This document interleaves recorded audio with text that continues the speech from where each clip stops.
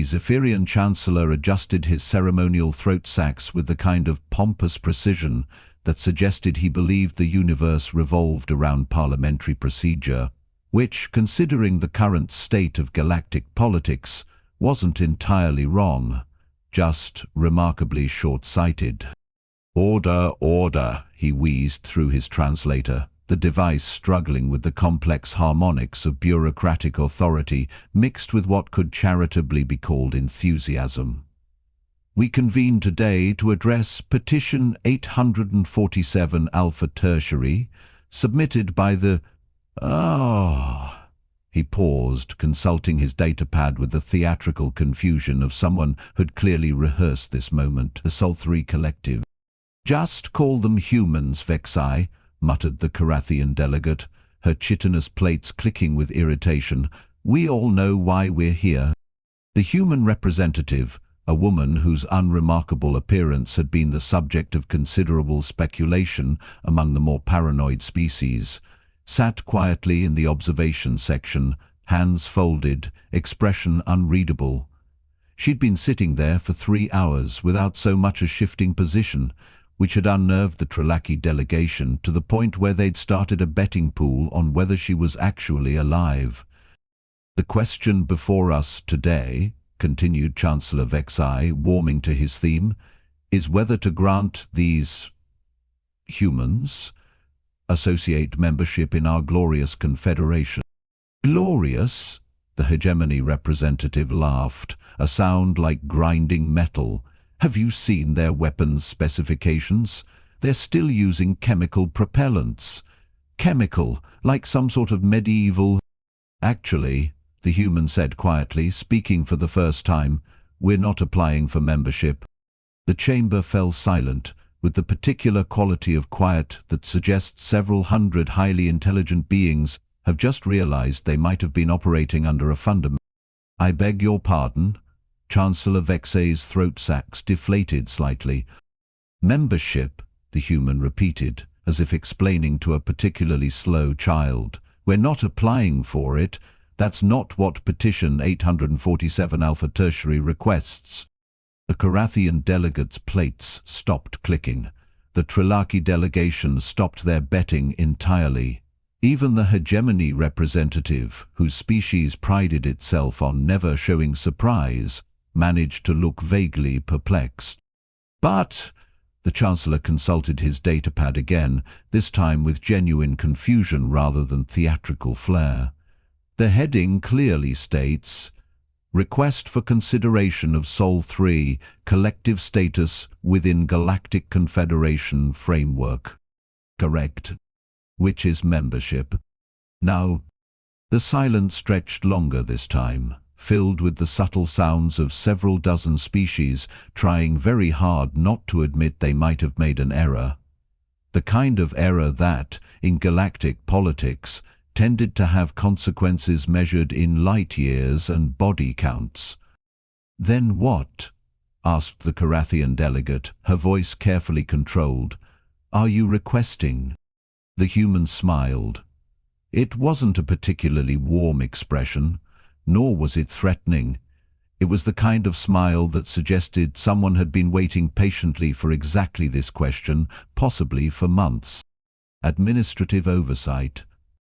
If the previous silences had been uncomfortable, this one was genuinely alarming. Administrative oversight was a concept that existed in the deepest, dustiest corners of galactic law. The kind of bureaucratic mechanism that predated most of the current civilizations and hadn't been invoked in living memory. "That's..." Chancellor Vexai began, then stopped, apparently realizing he had no idea how to finish that sentence. "Impossible," declared the hegemony representative, though he sounded less certain than usual. "Literally," the human said, still smiling that patient, unsettling smile. "It's quite possible. According to Confederation Statute 15,847C, any civilization demonstrating superior administrative capabilities may petition for oversight authority in cases of demonstrated governmental incompetence."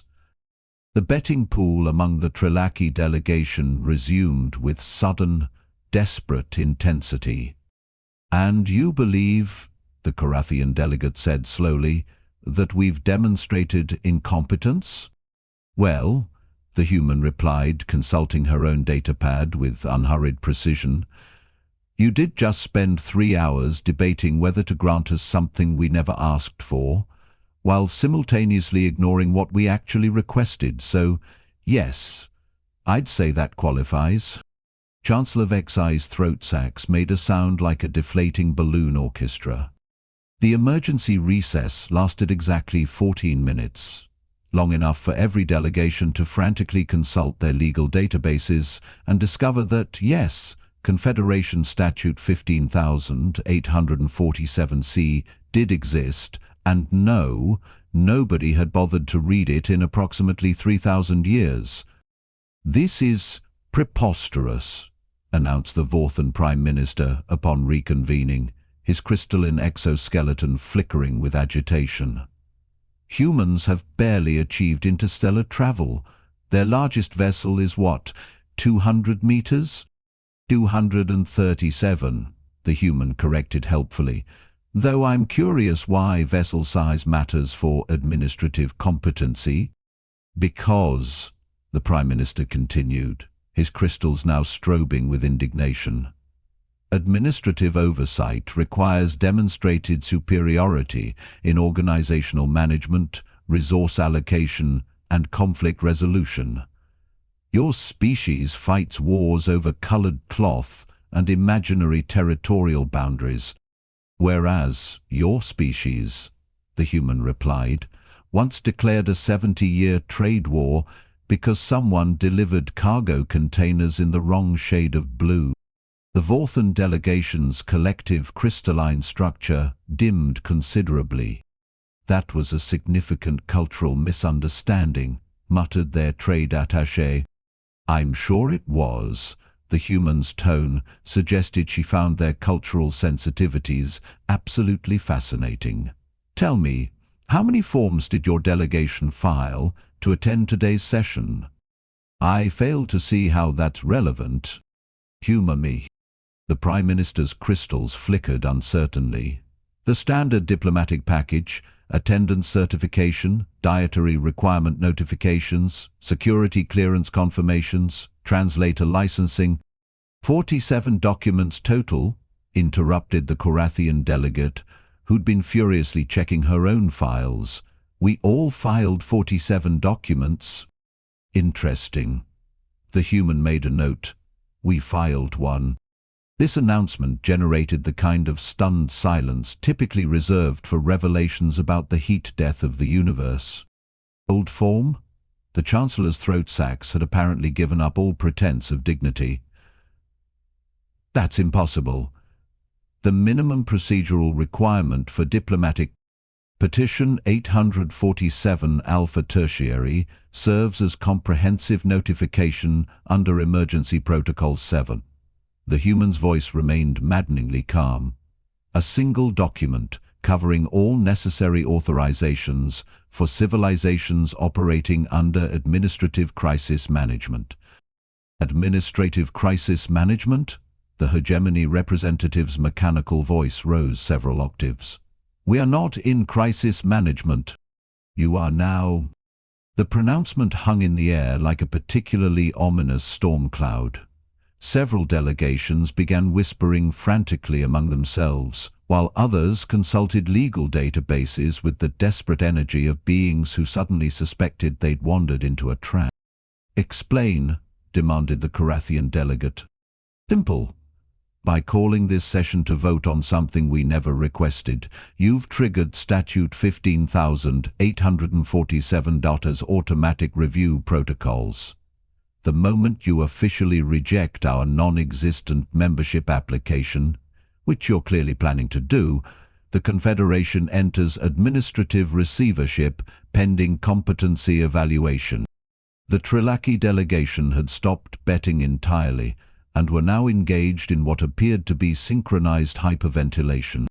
"You're saying," the Chancellor whispered, that rejecting your membership application automatically grants you oversight authority?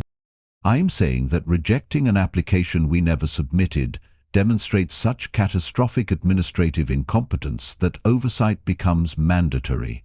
The human finally stood, her movement precise and unhurried. The vote you're planning isn't about membership. It's about whether you're capable of basic reading comprehension. This is legal manipulation, snarled the hegemony representative. This is exactly the kind of response that proves our point. The human gathered her papers with mechanical efficiency. You've spent 4 months preparing to reject something that doesn't exist, while ignoring what we actually requested. Your own statutes provide remedies for this level of institutional failure. But we haven't voted yet, protested the Prime Minister, his crystals now cycling through colors that definitely weren't in any standard diplomatic protocol. Haven't you? The human smiled again, that same patient expression that suggested she'd been several moves ahead from the beginning. Chancellor Vexai called for order to address what he explicitly termed our membership application. The session is officially convened under false pretenses. The vote is already invalid. Chancellor Vexai made another deflating sound, this one considerably more desperate than the last. 3 hours later, the Galactic Confederation's primary communication arrays began receiving priority transmissions from Earth. Not requests, not proposals, demands. The kind of tersely worded directives that governments typically reserved for conquered territories or particularly incompetent subsidiaries. They've frozen our trade routes, announced the Sildarian economic attaché, her bioluminescent patches flickering erratically. All cargo requiring passage through Sol system approaches requires human authorization. That's impossible, snapped the hegemony representative, though his mechanical certitude had developed an interesting tremor. Sol system has 3 inhabited planets. We have 17,000 member worlds. Yes, well, apparently one of those 3 planets has been quietly mapping every hyperspace lane in the galaxy for the past 2 decades. The attaché's patches were now cycling through colors that suggested either terror or severe digestive distress. They know exactly which routes matter. The emergency session had devolved into something resembling organized chaos, with delegations frantically attempting to contact their home governments, while simultaneously trying to understand how a species that had supposedly just discovered faster-than-light travel had managed to paralyze galactic commerce in under 4 hours. Our analysis division is reporting similar issues, admitted the Carathian delegate, her chitinous plates now clicking with what sounded suspiciously like nervous laughter. Apparently humans have been filing what we assumed were academic research requests for detailed infrastructure reports. Turns out they weren't academic research requests. The Chancellor had abandoned all pretense of controlling the session and was currently using his ceremonial podium as emotional support. Energy grid specifications, communication relay protocols, defense installation locations. The delegates' clicking accelerated. We gave them blueprints to everything because they asked politely and used the correct forms. The Triloki delegation had progressed beyond hyperventilation into what their medical staff were calling existential breathing exercises. How were we supposed to know? Protested the Vorthan Prime Minister, his crystalline structure now displaying colors that definitely weren't in any diplomatic handbook.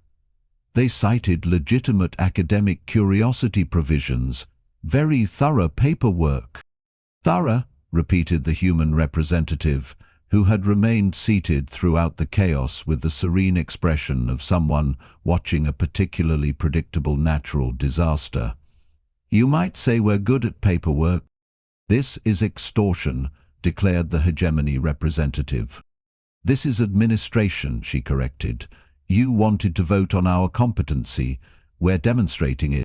The Sildarian attaché's patches had settled into a steady, alarming shade of orange. The Outer Rim colonies are reporting supply shortages, medical shipments, food supplies, industrial components, everything routes through human-monitored space lanes. Then we'll use alternative routes, suggested the Prime Minister with the desperate optimism of someone clinging to the wreckage of their own logic. What alternative routes? The attaché's orange deepened to something approaching maroon. They've identified every major hyperspace corridor in the galaxy. The alternatives add months to shipping schedules and triple transportation costs. Surely some routes remain outside their influence, insisted the Chancellor, though his throat sacs were now making sounds like a wind instrument being slowly strangled. Actually, the human said conversationally, we've been rather comprehensive. Did you know that 67% of galactic trade routes pass within sensor range of human monitoring stations? We've been very busy these past few years. Monitoring stations? The Carathian delegate's clicking had taken on an almost musical quality, though it was the kind of music typically associated with things falling apart. Research outposts, according to your own authorization records, all properly documented and approved through standard diplomatic channels. The human consulted her ever-present datapad. Amazing how much you can accomplish when everyone assumes you're harmless and files your paperwork promptly. The session dissolved entirely as delegations began receiving increasingly frantic communications from their home systems. Supply chains were backing up, cargo vessels were requesting new routing instructions, and somewhere in the background, humanity was quietly demonstrating that they'd spent decades turning galactic bureaucracy into the most sophisticated trap in known space. The vote, whispered the Chancellor. We could still call off the vote. The human smile suggested that some opportunities, once missed, don't come around again. I'm afraid that window closed when you officially convened this session, Chancellor, but don't worry, we'll make sure the transition goes smoothly. 6 months later, the former Galactic Senate chamber had been converted into what humans politely termed a coordination facility. The ceremonial podiums had been replaced with efficient workstations, the ornate decorations stripped away in favor of functional displays showing real-time logistics data from across the galaxy. Your quarterly efficiency reports are due tomorrow, announced Director Chen, the former human representative, who now occupied the central administrative position with the casual authority of someone who'd always expected to be there. The hegemony delegation is still behind on their industrial optimization metrics. The hegemony's former representative, now titled Regional Compliance Coordinator, shifted uncomfortably in his standardized chair.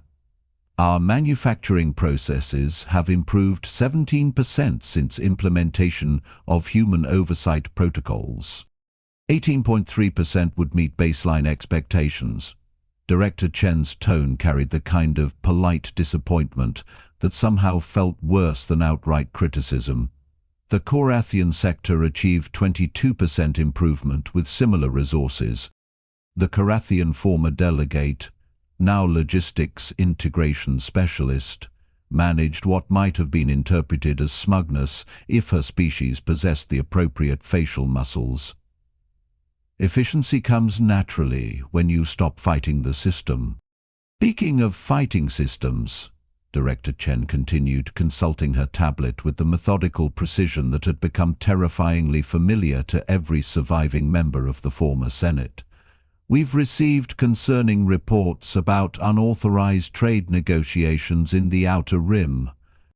The Vorthan former Prime Minister's crystalline structure dimmed apologetically. The colonies were attempting to establish direct supply agreements without human mediation. We've corrected the situation. Corrected how? Administrative guidance was provided. They now understand the proper channels for resource allocation requests. Excellent, Director Chen made a note. The beauty of proper administration is that once beings understand the system, they rarely need correction twice. The observation hung in the air with the weight of absolute certainty. The assembled former delegates, now regional coordinators, compliance specialists, and efficiency consultants, had learned to appreciate the subtle implications of human administrative philosophy. The irony, mused the former chancellor, whose new position as cultural adaptation advisor was considered quite prestigious, despite involving considerably less throat-sack inflation, is that we actually govern more effectively now than we did before. That's not irony, Director Chen replied. That's the point. You spent centuries confusing complexity with sophistication, bureaucracy with governance. We simply introduced competence to the equation. The Sildarian former economic attaché, whose bioluminescent patches now remained a steady professional blue, nodded agreement. Trade disputes have decreased 91% since humans assumed oversight responsibilities. Resource allocation efficiency has improved across all sectors. The galaxy runs better, admitted the former hegemony representative, though his mechanical voice carried undertones of something that might have been resignation or relief. Smoother, more logical.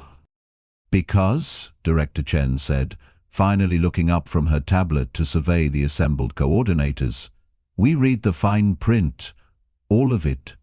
Every statute, every precedent, every forgotten clause you'd accumulated over millennia of adding rules without removing contradictions. She stood, her movement as precise and unhurried as it had been that first day when they'd all assumed she was merely observing their grand theatrical rejection of something that had never existed. You created the most sophisticated legal framework in galactic history, then forgot how to use it. We simply reminded you what competent administration looks like. The former delegates sat in comfortable silence, processing this assessment with the calm acceptance of beings who'd discovered that being efficiently governed was considerably more pleasant than governing inefficiently. Outside the coordination facility, cargo ships moved along optimized routes, supply chains functioned without interruption, and 17,000 worlds operated under administrative oversight that actually worked. The vote had been their last mistake, certainly, but as mistakes went, it had turned out rather well for everyone involved. Director Chen returned to her tablet, already moving on to the next item requiring attention, while the galaxy continued spinning with the quiet efficiency of a machine finally operating according to its design specifications.